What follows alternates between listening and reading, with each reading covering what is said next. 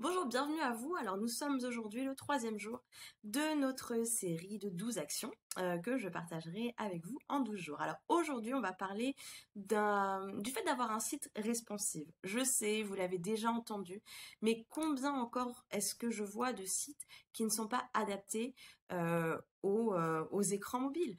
En fait, responsive, ok, ça veut dire que par exemple les images vont être réduites.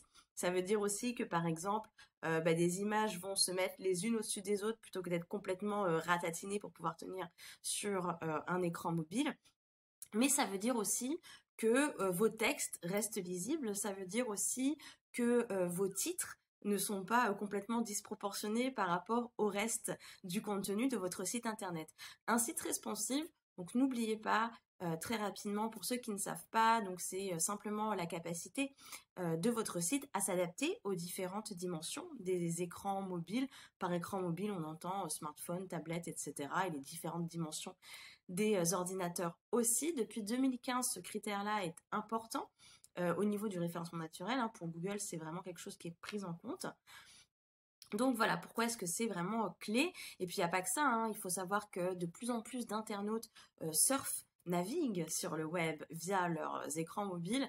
Et c'est vrai que n'oubliez pas qu'ils se font une idée très rapide en tout cas du site sur lequel ils atterrissent.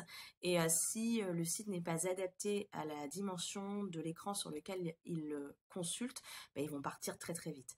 Donc voilà, mettez-vous aussi à la place des gens, c'est quand même assez frustrant quand on est obligé de zoomer, de dézoomer, de mettre son écran en format paysage pour pouvoir mieux lire sur un site. Donc, épargnez cela à vos visiteurs. Comment est-ce que vous pouvez vous assurer que votre site internet est bien adapté? Donc déjà, ce qu'il faut savoir, c'est qu'il y a de plus en plus de thèmes, je pense notamment au thème WordPress, mais même pour les autres plateformes qui sont responsives, donc adaptées aux écrans mobiles. Si vous n'en êtes pas sûr, si vous n'avez jamais testé votre site internet, je vous mets en lien un outil qui vous permettra de vérifier que tout est OK et que votre site est parfaitement adapté. Je vous retrouve demain pour un autre conseil. Bye bye.